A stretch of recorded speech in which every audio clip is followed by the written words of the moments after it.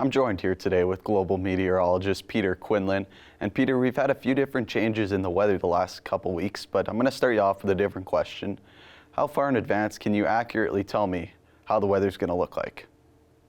I would say about 7 days. Once you get beyond 7 days, we tend to lose accuracy at a pretty drastic rate. Even the last 2 or 3 days of the 7-day forecast can be a little bit of a toss-up. It also depends on what's going on in the weather. So if we have a big ridge of high pressure just bringing in a ton of sun, that's a little bit more easy to predict. Whereas if we have a low pressure system with a narrow band of moisture, that can be a little trickier to predict well in advance, because a little bit of a wiggle or change in the track of that system can really affect where it ends up.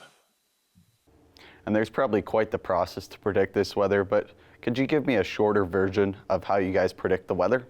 So we look at various computer models that are produced from different countries. Some of them are better at forecasting rain, snow, temperature, wind, cloud cover, and in different weather scenarios. So we look at all of these different computer weather models that project into the future, and we kind of will pick and choose based on which one's more accurate to create an overall more accurate forecast than what you might see on your weather apps or you might find on a computer website at home.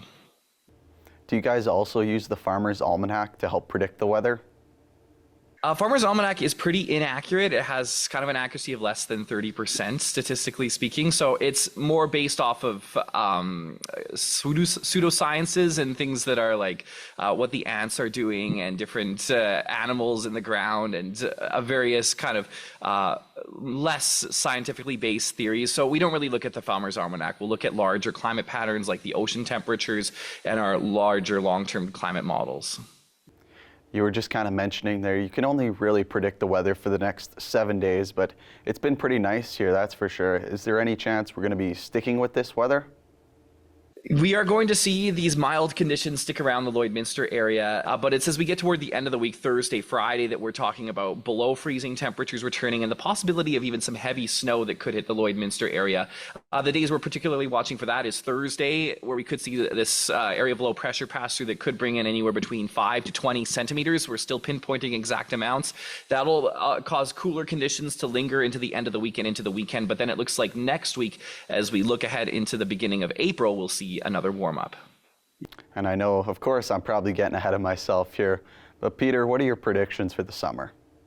So there is long-term seasonal forecasts. You have to take them with a grain of salt. They are an overall trend that we could see through a 3-month period. So at this point, our long-range seasonal forecast models for the summer months, so June, July, and August is meteorological summer, are indicating we might see warmer than normal conditions. And there is also the possibility that we could see some drier than normal conditions in the spring in particular, and even into summer. So we'll be watching for those. And at this point, that's what it's looking like could be the overall scenario that we could be facing. We really need to get all the moisture we can get this spring and in the next few weeks even. So maybe that'll make people complain a little bit less about these snowstorms that we get in March and April.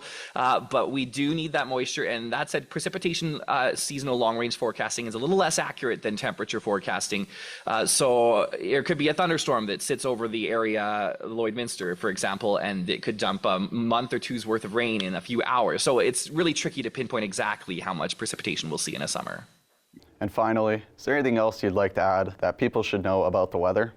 I just say your most accurate forecast is the next few days, up to 5 days. Then we start to lose a lot of accuracy in terms of the long-range seasonal forecast. So really just take those with a grain of salt.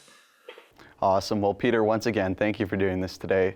You always take time out of your day to help us out with interviews, and we greatly appreciate it.